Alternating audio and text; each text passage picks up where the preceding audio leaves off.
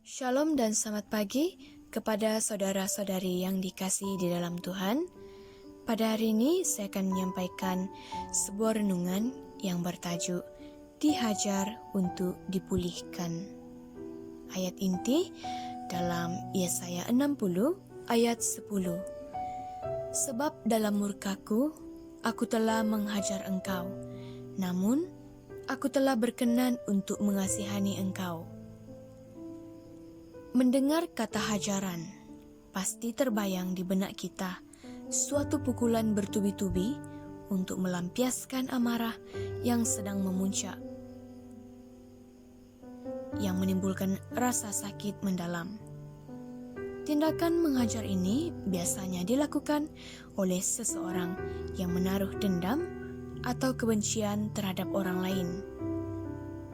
Tetapi dalam kekristenan, tidaklah demikian. Hajaran yang dilakukan Tuhan terhadap anak-anak-Nya bukanlah kerana Ia tidak mengasihi kita. Justru sebaliknya, ini adalah bagian dari kasih-Nya.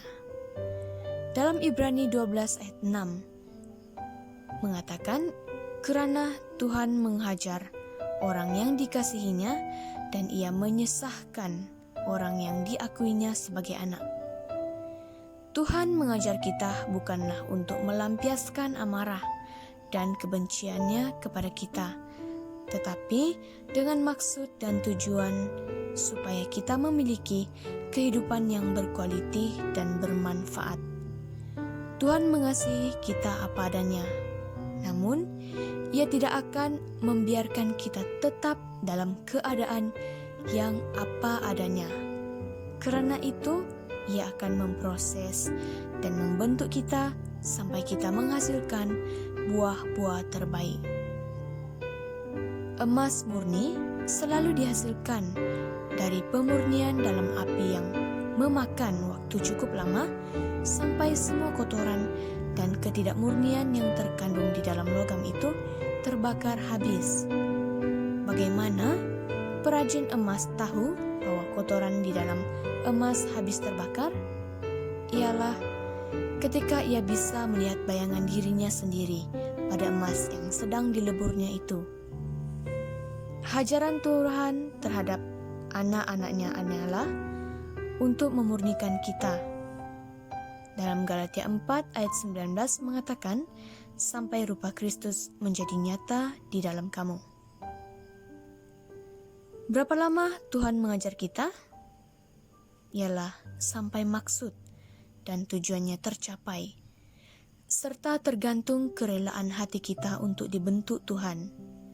Semakin memberontak, semakin lama proses yang harus kita jalani. Seperti bangsa Israel yang harus mengalami hajaran Tuhan selama 40 tahun di padang gurun kerana tegar tengkuk. Mazmur 94 ayat 12 mengatakan, berbahagialah orang yang kau hajar, ya Tuhan, dan yang kau ajari dari Taurat-Mu.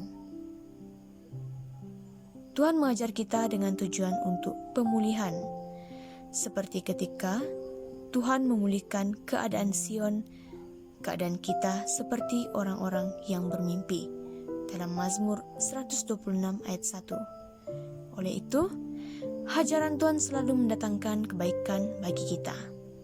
Baiklah, kiranya renungan ini akan dapat menjadi berkat kepada kita semua. Terima kasih, semoga Tuhan memberkati.